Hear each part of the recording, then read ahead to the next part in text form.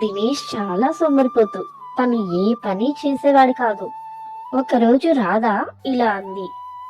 దినేష్, నువ్వు ఏదో ఒక పని చేయొచ్చు కదా. ఎప్పుడు చూసినా ఆడుతూనే ఉంటావు, నిద్రపోతూనే ఉంటావు.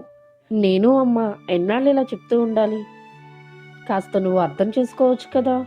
నా ఇష్టం నా ఇష్టం వచ్చినట్టు చేస్తాను. నేను నీకన్నా చిన్నవాడిని. నా మనసుకి ఏదనిపిస్తే నేను అదే చేస్తాను. నా సమయం వచ్చినప్పుడు నేను బాగా పనిచేస్తానులే. అప్పుడే దినేష్ తల్లి అక్కడికి వస్తుంది.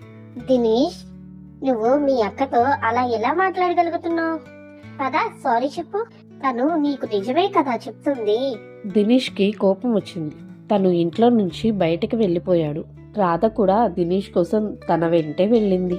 అప్పుడు రాధ ఇలా అనింది. దినేష్, దినేష్, నువ్వు కోపంగా ఎక్కడికి వెళ్ళిపోతున్నావు?